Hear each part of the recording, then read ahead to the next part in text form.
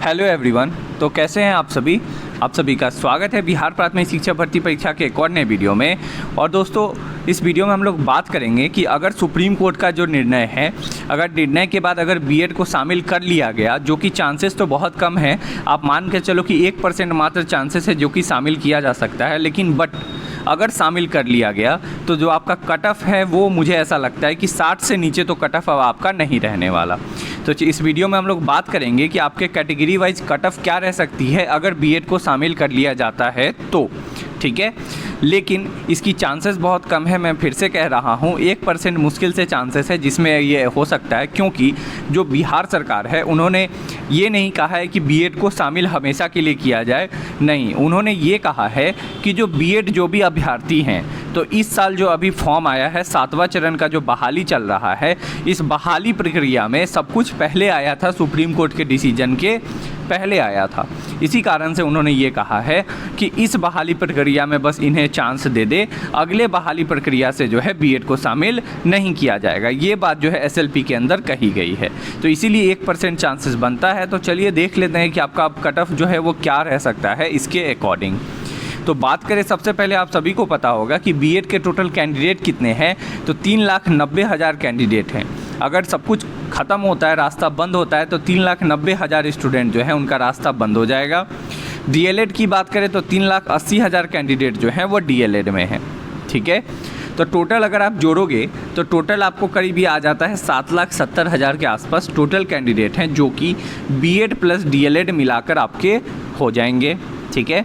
जिसमें इस बार जो पता चला, यानी कि इस बार जो अभी आपका जो सीटेट का जो रिज़ल्ट आया है, उसमें सीटेट अपीयरिंग कैंडिडेट जो हैं कितने इसमें फॉर्म फिलअप किए थे, तो करीब 2 लाख के आसपास जो है CTET appearing candidate form fill up किए थे। क्या किए थे? 2 लाख के आसपास फॉर्म फिल किए थे, जिसमें से अगर आप मानकर चलो तो 24,000 जो हैं वो पेपर 1 में इस बार पास हुए हैं। क्या हुआ है? 24,000 पेपर 1 में पास हुआ है। इट मीन्स बाकी जो भी कैंडिडेट हैं 1,76,000 वो तो फेल हो गए, ठीक है। अब अगर 1,76,000 कैंडिडेट फेल हो गए तो टोटल कितना है? 7,70,000, ठीक है। और इसमें से करीब आप देखो तो 1,76,000 जो स्टूडेंट है वो फेल हो गए, तो आपका कितना बचा? तो आप रैंडम भी अगर मान कर चलो कि 1,76,000 अगर इसमें से माइनस किया जाए तो आप मान के ले चल सकते हो कि चलो 5 लाख मान लेते हैं। क्या है? 5 लाख लेकर चल लेते हैं कि टोटल स्टूडेंट कितने बचेंगे? 5.5 लाख। क्या? 5.5 लाख टोटल कैंडिडेट बचेंगे, 5,50,000, जो कि बीपीएससी के टीचर 1 to 5 के पद के लिए दावेदारी अपनी पेश करेंगे। इसमें वो हर कैंडिडेट को मैंने हटा दिया है, जो कि आपका हो सकता है कि वो कैंडिडेट जो है आपके 9-10 में या फिर 11-12 में भी अप्लाई किए हों तो उसमें वो चले जाएं। इन सारे चीज़ों को हटाकर ये जो आपका जो भी 1,76,000 है, ज़रूरी नहीं कि इसमें सीटेट अपीयरिंग है, इसमें वो भी स्टूडेंट हो सकते हैं जो पिछले बार एस्टेट पास किए हुए भी हों, ठीक है। तो उस तरह के कैंडिडेट सबको हटाकर भी देखा जाए तो 5,50,000 तो टोटल कैंडिडेट वैसे हैं जो कि अपनी दावेदारी जो है वह पेश करेंगे। तो इस अकॉर्डिंग अगर बात करें तो टोटल पद कितना है? 80,000 पद है और 5,50,000 जो है टोटल स्टूडेंट है। तो एक सीट पे स्टूडेंट कितने हो गए? तो 7 से 8 स्टूडेंट जो है एक सीट पे हो गए। जहां पहले जब डीएलएड सिर्फ था तो आपके 3 से 4 स्टूडेंट एक सीट पे थे, 3 से 4 मैक्सिमम। वहां अभी आप देखोगे तो 7 से 8 स्टूडेंट जो हैं आपके पर सीट पे स्टूडेंट दिख रहे हैं, ठीक है। और 7 से 8 स्टूडेंट जो हैं तो ये बहुत अच्छा वाला मामला है, ये बहुत अच्छा मार्जिन है। 7 से 8 स्टूडेंट जो है बहुत अधिक है, कंपटीशन इसमें ज़्यादा हो जाएगा। अब अगर हम लोग कुछ पोल डाटा पे अगर नज़र करें कि पोल डाटा के अकॉर्डिंग जो है कट ऑफ का किस रेंज में जो है मिल रहे हैं स्टूडेंट, क्योंकि इस वाले पोल में बीएड प्लस डीएलएड दोनों शामिल है। क्या है? बीएड प्लस डीएलएड दोनों शामिल है। और टोटल कितने स्टूडेंट है? तो 67,000 स्टूडेंट ने जो है इसमें अपना वोट पोल में किया है। तो अगर आप यहाँ देखोगे तो सबसे ज़्यादा नंबर अगर आपको ध्यान अगर आप दोगे तो देखो 61 से जो 70 का रेंज है और 51 से जो 60 का रेंज है, ये सबसे अधिक इसी रेंज के अंदर जो है स्टूडेंट आपको दिखने को मिलेंगे। यानी कि 35 यहाँ और 18, 35 और 20 आपका 53% टोटल स्टूडेंट जो है मात्र ये दोनों के अंदर आपके आ जा रहे हैं। तो इससे आपको क्या समझ आ रहा है? इससे ये समझ यहाँ पे आ रहा है कि अगर इतने सारे कैंडिडेट इस रेंज में आ रहे हैं, इट मीन्स कि कट ऑफ का जो रेंज आपका बन जाएगा, अगर शामिल हो जाता है बीएड, तो आपका इसी रेंज में कट ऑफ बनने वाला है, 50 से लेके 70 के बीच। एक और पोल है, इसमें भी आप देख सकते हो 50 से 60 के बीच में। देखो 60 से ऊपर कितने हैं? टोटल 62%। कितना है? 62%। 29,000 वोट में 62%, मतलब आप समझ रहे हो कितना ज़्यादा है। तो अगर 62% स्टूडेंट हैं, इट मीन्स आपका कट ऑफ का रेंज तो यही रहने वाला है। ठीक है, तो ये सारी बातें जो मैं आपको बता रहा हूँ, ये क्यों बता रहा हूँ? इसीलिए क्योंकि जब मैं कट ऑफ अभी आपको जब बताऊँगा तो आप लोग इसमें कुछ अचंभित ना हो, कुछ परेशान ना हो, इसीलिए मैं आपको ये बता रहा हूँ। तो देखो, सबसे पहली बात कि यूआर का जो कट ऑफ है वो आपका, मुझे ऐसा लगता है कि 64 से लेके 67 के रेंज में, या फिर अप टू 70 भी जा सकता है, बट यही आपका रेंज रहने वाला है, 64 से लेके 67 के बीच। इसमें ±3 आप लेके चल सकते हो इसमें। ठीक है, कोई कंफर्म तो 100% कोई टीचर नहीं बता सकता, बट हाँ इतना ज़रूर बता सकता कि हाँ इस रेंज में आपका कट ऑफ बनेगा अगर बीएड को शामिल कर लिया गया तो।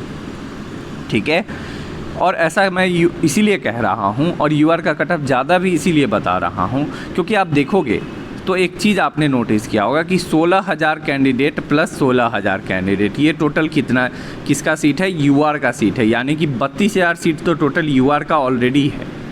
कितना है? 80,000 में से 32,000 सीट आपका ऑलरेडी यूआर का है। इसीलिए मैं आपको कह रहा हूँ कि यूआर का कट ऑफ तो ऑलरेडी हाई जाएगा। ठीक है, इसके अलावा अगर हम लोग बात करें ईडब्ल्यूएस की, तो ईडब्ल्यूएस का जो रेंज है वो भी कुछ कम नहीं रहने वाला, वो भी रेंज आपका 60 से लेके 64 के रेंज में रहने वाला है। ठीक है, अब आप कहोगे कि कट ऑफ इतना क्लोज क्यों? तो देखो मैं आपको बताता हूँ। ऐसा इसीलिए क्योंकि आप अगर अभी हाल फिलहाल में बहुत सारे ऐसे एग्ज़ाम हुए हैं, आप उसके रिज़ल्ट देखोगे तो यूआर ईडब्ल्यूएस और ओबीसी के कट ऑफ में जो है ज़्यादा का डिफरेंस नहीं रहता है। हाँ, ईबीसी, एससी और एसटी के बीच डिफरेंस रहता है, बट ओबीसी, यूआर और ईडब्ल्यूएस हमेशा सेम ही रहता है। तो अगर उसके अकॉर्डिंग ओबीसी की बात करें तो 59 से लेके 63 रह सकता है, जिसमें ±3 लेकर चल सकते हो आप सभी। ठीक है, ईबीसी, ठीक है, ओबीसी में ये एक होता है बीसी और एक होता है आपका ईबीसी। ठीक है, तो ईबीसी में बात करें तो ईबीसी का जो रेंज है वो मुझे ऐसा लगता है कि 54 से लेके 57 के रेंज अराउंड जो है वो रहेगा। ठीक है, एससी की बात करें तो 52 से 55, और एसटी भी आप 52 से 55, 52 से 54 जो है वो लेकर चल सकते हो। बट ये सारे में जो मार्जिन रहेगा वो ±3 आपका रहने वाला है। क्या रहने वाला है? ±3 जो है आपका रहने वाला है। अब आप यहाँ मुझसे सवाल पूछोगे कि सर आखिर ये कट ऑफ आप इतना ज़्यादा क्यों बता रहे हो बीएड के शामिल होने के बाद?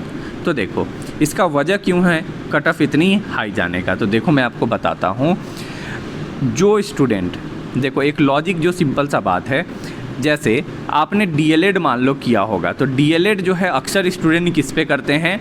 12th लेवल पे करते हैं। 12th पे करते हैं, बहुत कम। अगर आप देखोगे तो 12th लेवल पे 80% स्टूडेंट और ग्रेजुएशन लेवल पे मुश्किल से 20% स्टूडेंट जो हैं डीएलएड करते हैं। बट आप बीएड देखोगे तो बीएड जो है ऑलरेडी सिर्फ ग्रेजुएशन पे ही लोग ऑलमोस्ट करते हैं। तो ग्रेजुएशन पे अगर कोई बीएड करेगा, क्या है, ग्रेजुएशन पे अगर बीएड करेगा, ठीक है, तो वो स्टूडेंट जिसने ग्रेजुएशन किया है वो उसमें से 60 to 70% ऐसा स्टूडेंट होता है जो कि जनरल कंपटीशन का तैयारी किया हुआ रहता है या फिर करते रहता है। क्यों? क्योंकि लोग टीचर को लेकर एक ये मनसब बनाए हुए हैं कि कुछ अगर कहीं जॉब नहीं लगेगा तो टीचर में जॉब लग जाएगा। इस तरह का लेकर मनसब सबका रहता है, माइंड सबका रहता है। तो जो बच्चे ग्रेजुएशन किए रहते हैं वो ऑलरेडी जनरल कंपटीशन की तैयारी जो है वो किए रहते हैं या करते रहते हैं। तो जो जिस तरह का लेवल था पेपर का, जिस तरह का क्वेश्चन पेपर में आया था, अगर आप जीके को हटा दो तो साइंस, मैथ और रीजनिंग अगर आप पूछोगे एक जनरल कंपटीशन वाले स्टूडेंट से तो वो कहेगा कि पेपर आसान था। मतलब पेपर उसको टफ़ नहीं लगा होगा क्योंकि साइंस आसान था। मतलब स्टूडेंट के नज़रिए से मैं कह रहा हूँ, जिसने ग्रेजुएशन करके जनरल कंपटीशन की तैयारी करी होगी उसे साइंस भी आसान लगा होगा, मैथ और रीजनिंग तो बहुत आसान लगा होगा। मैथ और रीजनिंग का जो 30 नंबर था वो तो समझो कि उन्होंने ऑलमोस्ट ही सही कर दिया होगा, इसमें कोई डाउट ही नहीं है। तो ये वजह है आपका कि बीएड वाले स्टूडेंट अगर शामिल हो जाते हैं तो उन लोग को ऑलरेडी बेनिफिट है कि वो लोग जनरल कंपटीशन की तैयारी किए हुए थे, तो उन सभी का नंबर जो है, बहुत सारे ऐसे ग्रेजुएशन के स्टूडेंट हैं जिनका नंबर ऑलमोस्ट 50+ जो नंबर तो है सभी का आ रहा है। तो 50+ नंबर जो है आने की वजह से मैं आपको कह रहा हूँ। अब इसमें आप कहोगे कि ज़रूरी थोड़ी है कि जनरल कंपटीशन वाले ही पार्टिसिपेट करते हैं, तो देखो ऐसा नहीं है। जनरल कंपटीशन वाले स्टूडेंट जो हैं आते हैं बीएड के अंदर और बीएड जो है वो बहुत सारे करते हैं। मेरे भी पहचान के बहुत सारे ऐसे लोग हैं जो कि कंपटीशन के बाद बीएड किए और उसके बाद टीचर भी बने हैं। तो इसीलिए मैं आपको ये बात समझा रहा हूँ, ठीक है। बाकी अगर आपको इससे रिलेटेड कोई अगर डाउट हो कि हाँ सर कट ऑफ क्यों ज़्यादा है, नहीं है, क्या है, तो आप मुझसे कमेंट करके पूछ सकते हो। बट रीज़न तो यही है आपका कि बीएड के बाद ग्रेजुएशन और डीएलएड के बाद जो 12th किए रहते हैं उसमें बहुत कम ही ऐसे लोग होते हैं जो 12th के बाद कंपटीशन की तैयारी करते हैं। आप सभी में से आपने सभी ने ज़रूर 12th दिया होगा, कोई ऐसा है जो 12th के बाद तुरंत कंपटीशन की तैयारी में लगा हो? नहीं। स्टूडेंट ग्रेजुएशन ये सब करते रहते हैं तब वो कंपटीशन की तैयारी में लगते हैं। तो इसीलिए मैं आपको कह रहा हूँ कि कट ऑफ जो है आपका हाई जा सकता है। बाकी अगर आपको किसी प्रकार का कोई डाउट है तो आप मुझसे कमेंट में पूछ सकते हैं। वीडियो अच्छा लगा हो तो वीडियो को लाइक करें, अपने दोस्तों के भी शेयर कर दें, और अगर चैनल पे नए आए हैं आप तो चैनल को सब्सक्राइब करके बेल आइकन का बटन क्लिक कर दें, जिससे कि सारे अपडेट आपको टाइम टू टाइम मिलते रहेंगे। तो मिलते हैं नेक्स्ट वीडियो में। इस वीडियो को देखने के लिए थैंक यू, धन्यवाद।